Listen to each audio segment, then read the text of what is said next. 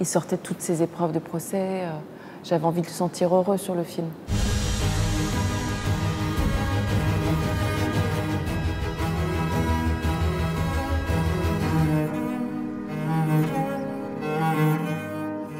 Ma volonté de faire un beau film est beaucoup plus importante que d'avoir une star, en fait. J'avais aussi des immenses acteurs comme Pierre Richard, Benjamin Laverne, et il n'y avait pas de place à ce que la star de Johnny écrase le reste, quoi. En fait, c'était le film et le chef opérateur qui était la star en lui-même. Il y avait de la pression quand il était là parce que il a des gardes du corps, il a des gens qui le reconnaissent, il a des paparazzis.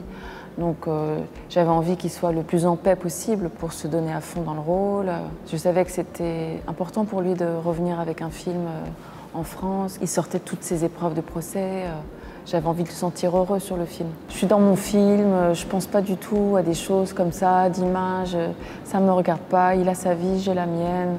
C'est tellement dur de faire un film, de raconter une histoire, un récit, de mettre en valeur les acteurs. Il y a tellement de personnages secondaires et j'avais pas le temps pour me poser toutes ces questions.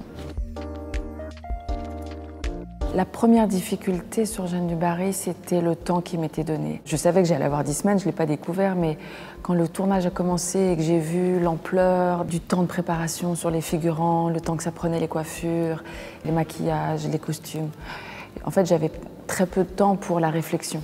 J'étais tout le temps à regarder ma montre, à regarder le ciel pour être sûre qu'il y allait avoir la bonne météo, etc.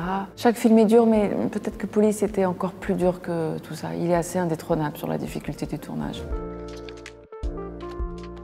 J'ai découvert le film Marie-Antoinette de Sofia Coppola en 2006. C'est là que j'ai vu Jeanne du Barry pour la première fois. J'ai tout de suite été intriguée par elle, malgré le film qui n'était pas du tout le film que j'avais envie de faire sur Jeanne du Barry. Le film de Coppola, c'est plus un film pop, un film bonbon, alors que moi, je voulais faire un film très classique, très lent, proche de la peinture du XVIIIe siècle, et je voulais éviter le côté anachronique, quoi. Pendant 2-3 ans, je me suis documentée, j'ai lu tout ce qui avait été écrit sur elle, et puis après, j'ai fait partir mon imaginaire.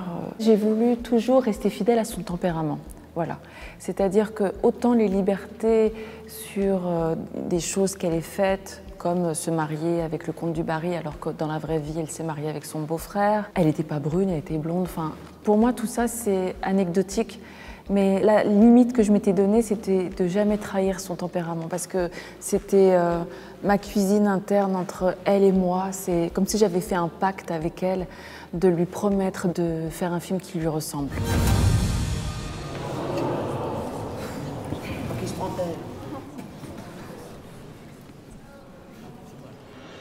Je pense qu'il y a des choses qui n'ont pas besoin d'être dites. Le silence peut parfois être beaucoup plus autoritaire que n'importe quel mot. Versailles, c'était un endroit où il était mal vu d'être spontané, d'exposer ses sentiments.